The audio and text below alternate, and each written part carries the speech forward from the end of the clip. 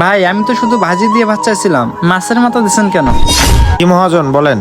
এখন যে লোকটা আসলো না, ওরে একটা বড় মাছের মাথা দিয়ে ভাত দাও। কাকা আপনি কাজটা করলেন কি?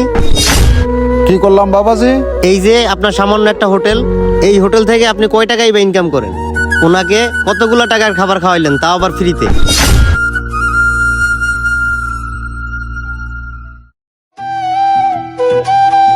যাই হোক, হোটেলে তো আসা পড়লাম, এই হোটেলে বসে কিছু খাবার খেয়ে নেই, তারপর কাজে বের হবো।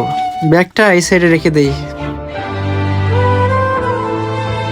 ভাইয়া কি খাইবেন বলেন? ভাইয়া আমাকে একটা ভাজি দিয়ে ভাত দেন। আচ্ছা ভাই ঠিক আছে, দিতেছি। জানি না পকেটে কয় টাকা আছে, একটু বের করে দেখি তো। এ কি, পকেটে মাত্র 40 টাকা।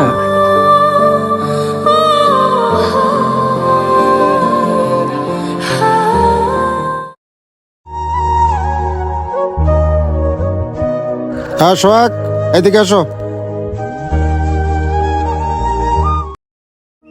জি মহাজন বলেন। এখন যে লোকটা আসলো না, ওরে একটা বড় মাছের মাথা দিয়ে ভাত দাও। মহাজন উনি তো ভাজি দিয়ে ভাত চাইছে, তাহলে ওনাকে মাছের মাথা দিয়ে ভাত দেবো কেন? আমি তোমাকে যেভাবে বলছি সেভাবে কাজ করো। ঠিক আছে মহাজন, আমি দিতেছি।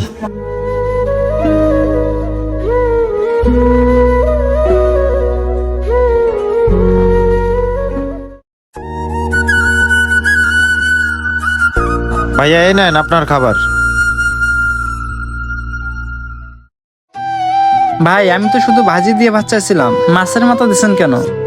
ভাইয়া এটা নিয়ে আপনার টেনশন করার দরকার নাই, এটা মহাজন বুঝবে।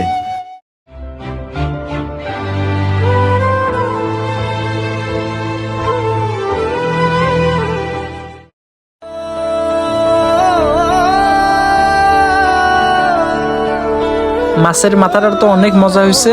যাক, আজকে তাহলে একটু পেটটা ভরে ভাত খাইতে পারবো।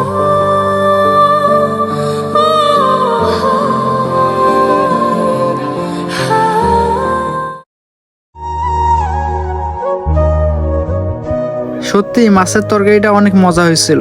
আজকে একটু পেট ভরে ভাত খাইলাম।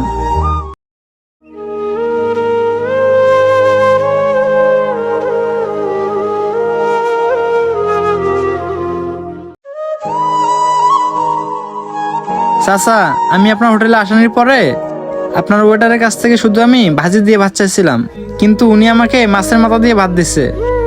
আমি সেই মাছের মাথাটা খেয়ে বলছি, কিন্তু চাচা আমার কাছে তো মাছের টাকা নেই, আমার কাছে শুধু 40 টাকা আছে, মাছের টাকা নেই। বাবা, তুমি আমাকে শুধু ওই ডাল ভাজির টাকাটাই দাও। কাকা আপনি কাজটা করলেন কি? কি করলাম বাবাজি?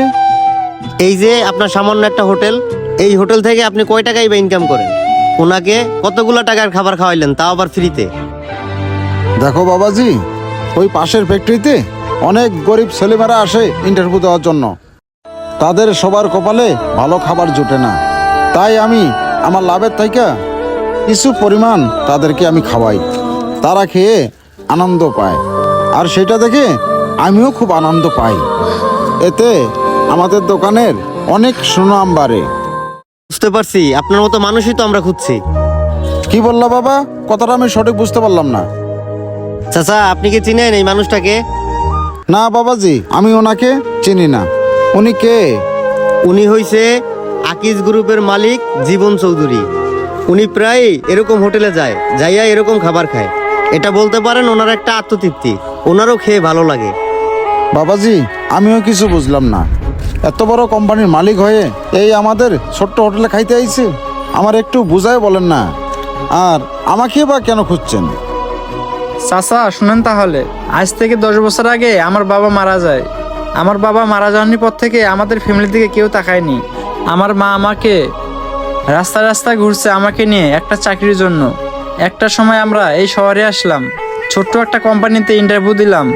সেদিন আমরা এইরকম একটা ছোট্ট হোটেলে আসলাম। সেই হোটেলে অনেক খাবার ছিল।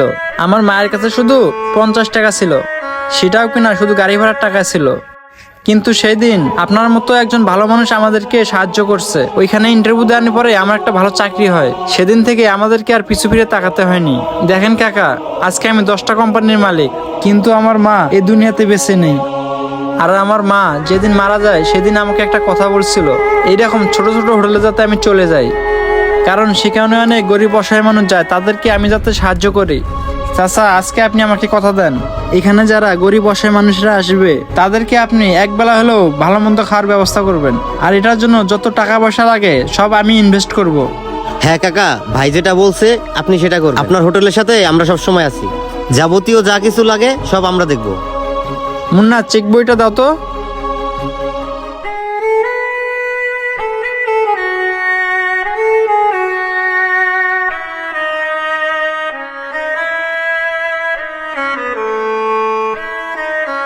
কাকা, এই নেন, এইখানে 1 লক্ষ টাকার চেক আছে। আপনি গরিব অসহায় মানুষদের একটু ভালো মন্দ খাওয়ায়েন, ঠিক আছে কাকা? আচ্ছা ঠিক আছে বাবা, আমি তোমার কথা রাখার অনেক চেষ্টা করব। আসসালামু আলাইকুম কাকা, তাহলে আমরা চলে গেলাম। ওয়ালাইকুম আসসালাম। ভালো থাকবেন।